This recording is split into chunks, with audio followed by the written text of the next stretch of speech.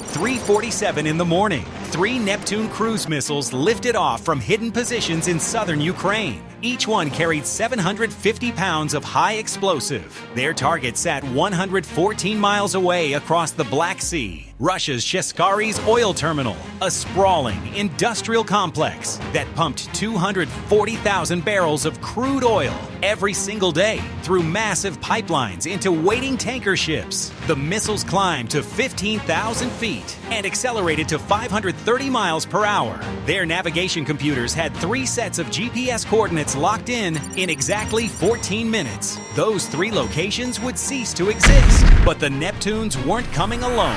4 minutes after the missiles launched, 3 sea drones kicked their engines to full power 79 miles southwest of the terminal. Each one looked like a small speedboat packed with 1,000 pounds of military-grade explosives. They hit 44 miles per hour and aimed straight for the offshore loading docks. And from the northwest, 6 commercial drones, the kind you can buy online, but modified to carry 88-pound bombs, were racing in at 112. At 3:54 in the morning, Lieutenant Alexei Surkov was staring at his radar screen at the S-400 air defense battery near Gelendzhik. 2 contacts appeared on his display. Range, 123 miles. Speed, 530 miles per hour. Altitude, 15,000 feet. His hand hovered over the launch button. His system could hit targets out to 155 miles. He had them cold. Easy shot, but his orders were crystal clear. Do not fire unless you absolutely confirm these are hostile. Last month, another battery commander had shot down what he thought was a Ukrainian drone. Turned out to be a Russian reconnaissance plane with a broken transponder. That commander was now stationed in Siberia, counting supplies. Surkov radioed for confirmation from the A-50 early warning plane flying over Crimea. Voice shaking, out of breath, shouting under stress, alarms blaring in the background. Control, I have 2 fast movers at 123 miles, bearing 285. Request permission to engage. The response took 47 seconds. 47 seconds where the missiles covered another 7 miles. At 3:56, the coastal radar picked up something else. 3 surface contacts moving at 44 miles per hour. The fleet command in Sevastopol ordered 2 patrol boats to intercept. The nearest boat, Romeo 7, was 58 miles south. Simple math, the patrol boat could hit 50 miles per hour in calm seas. Today, the waves were choppy. Realistic speed, 46 miles per hour. The sea drones were 55 miles from the terminal. By the time Romeo 7 got there, the drones would already be at the target. They were trying to catch missiles with a rowboat. At 4:02, the 6 small drones dropped down to 150 feet above the water. At that altitude, they vanished from the S-400 radar. The operator saw the contacts disappear and assumed it was a glitch. Happens all the time with low-flying birds or atmospheric interference. The drones kept coming. Invisible now. At 4:12, the A-50 plane finally confirmed. Hostile contacts confirmed. You are cleared to engage. Surkov had 11 minutes before those missiles reached Sheskari's. He pressed the launch button. 2 interceptor missiles blasted out of their tubes at 4:17. The roar was deafening. These things accelerated to 4,500 miles per hour in less than 5 seconds. Flight time to target, 91 seconds. But at 30 miles from Sheskari's, the Neptune missiles suddenly dove.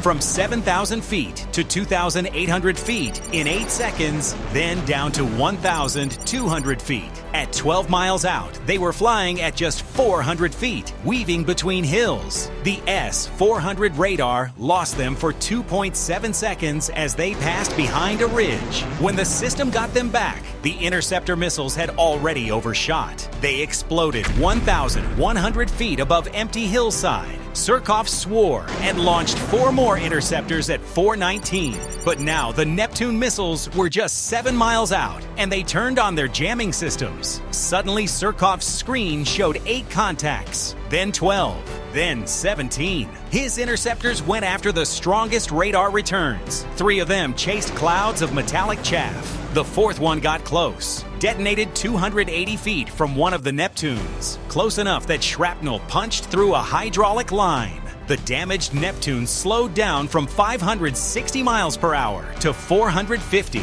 Its computer compensated, rerouting controls. It kept coming. At the terminal itself, 2 Pantsir gun systems sat on raised platforms a mile north of the main buildings. These were Russia's last hope. Close-range defense guns that could fire 5,000 rounds per minute. They were designed for exactly this situation. Cruise missiles in the final approach. At 4:21 and 12 seconds, the first Pantsir locked onto a Neptune at 5.5 miles out. The targeting computer calculated the intercept, and the twin 30mm cannons swiveled into position. But then a second contact appeared at 4.5 miles. The computer had to choose. Shoot the closest one first, or figure out which one was more dangerous. It picked the closest target standard procedure. Wrong answer.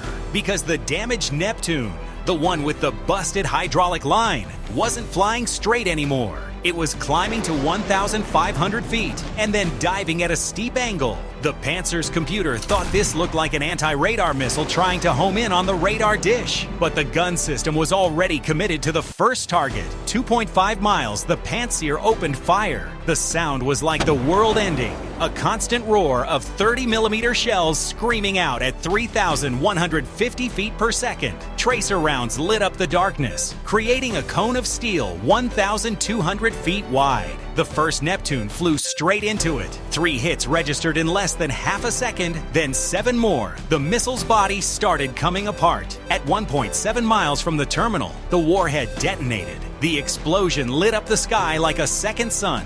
The pressure wave set off car alarms 9 miles away in Novorossiysk. Burning wreckage rained down across 600 feet of ground. Success. 1 down. But the gun's radar was now blind, dazzled by all the burning debris. It lost track of the damaged Neptune for 1.9 seconds. When it got the lock back, the missile was 1.3 miles out and diving at 850 feet per second. The operator fired 180 rounds in 3.2 seconds. His aim was off by 12 feet. Every round missed. At 4:21 and 49 seconds, the Neptune hit the measurement station. The measurement station was a 3-story concrete building with walls 16 inches thick. It housed the terminal's brain, the computers that monitored oil flow through 6 massive pipelines, the pressure sensors that watched for problems, the automated valves that could shut everything down in an emergency. Soviet engineers built it to survive a direct hit from artillery. They calculated it could take a 152mm howitzer shell and keep working. They didn't plan for a 750-pound warhead traveling at 450 miles per hour. The Neptune punched 9 feet into the building before it exploded.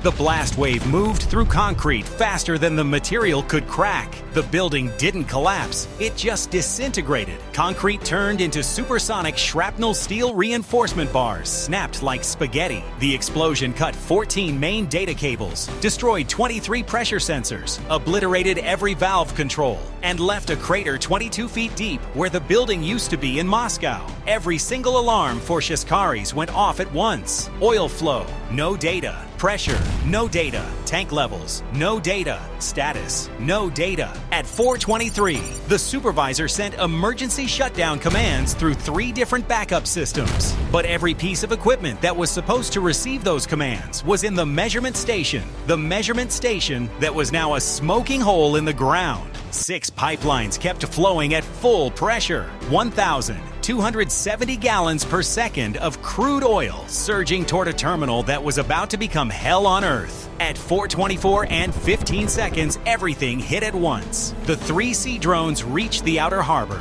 The 6 small aerial drones popped up from their low-altitude approach, coming in from 3 different directions. The second Pantsir system had been tracking them for 43 seconds, but its targeting computer was going crazy, trying to handle 6 different targets. The operator picked the closest threat, a drone at 1.1 miles. He opened fire at 4:24 and 31 seconds. 89 rounds hit. The drone exploded in a ball of fire. But while he was shooting at that one, another drone had closed to 0.7 miles. Too close to swivel the guns in time, he switched to missiles. Flight time, 4 seconds. But the drone only needed 22 seconds to cover 0.7 miles. The missile intercepted it at 1,100 feet out, close enough that wreckage fell onto the tank farm. 3 drones were still coming. The operator frantically tried to reacquire. He got a lock on the 3rd drone, fired his autocannons. The drone juked left, then right. Most rounds missed. A few connected, tearing through its wing,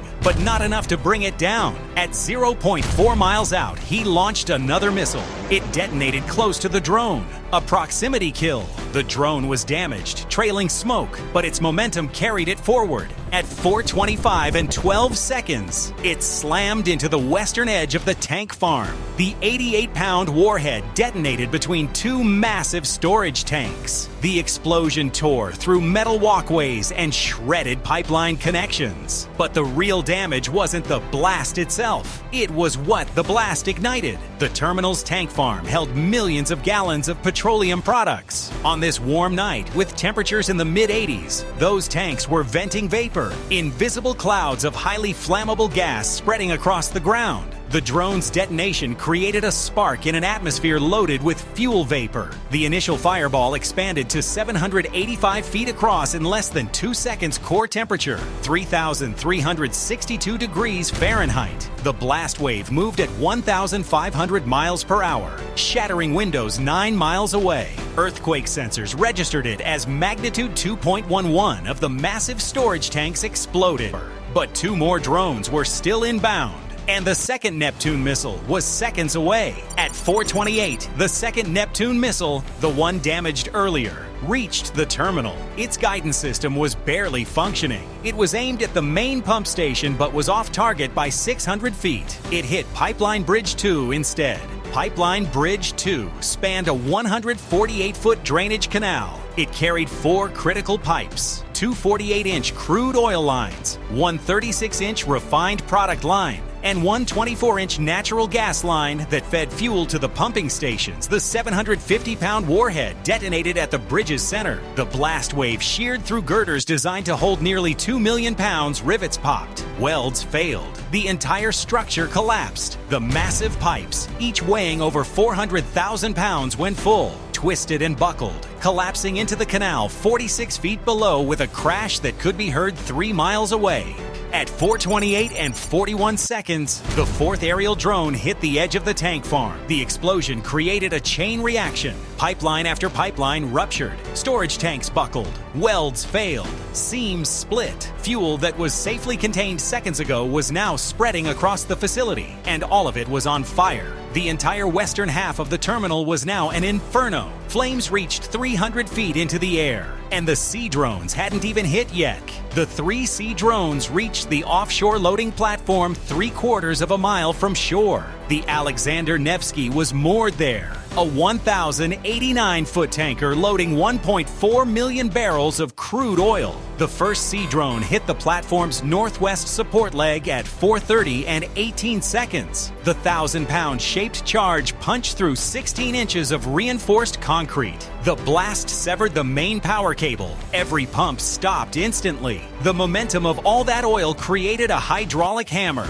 a massive pressure. Emergency check valves should have prevented backflow. But one of those valves was controlled by the measurement station that had been destroyed 9 minutes ago. Crude oil surged backward through the pipeline. At 4:30 and 43 seconds, a joint on the platform failed. Oil started spraying across the platform deck at 53 gallons per second. The second drone hit the south support leg at 4:30 and 51 seconds. This leg housed all the fire suppression equipment. The shaped charge detonated inside the equipment room. The fire suppression system was obliterated. Now the platform was covered in crude oil with no way to fight a fire. At 4:31 and 6 seconds, the third sea drone slammed into the Alexander Nevsky's hull at the waterline. 1,000 pounds of high explosive detonated. The shaped charge punched a 14-foot hole through the outer hull. Aftermath, Ukraine launched 9 weapons. Russia stopped 1. 8 got through. The measurement station was obliterated. Pipelines destroyed. The tank farm an inferno. A supertanker sinking. The attack lasted 14 minutes. Russia's S-400 batteries missed. The Pantsir guns were overwhelmed. Emergency shutdowns failed. The facility that took decades to build was destroyed faster than watching a sitcom. Damage, $2.8 billion, 6 months before limited operations could resume, 18 months for full capacity. The consequences will last for years.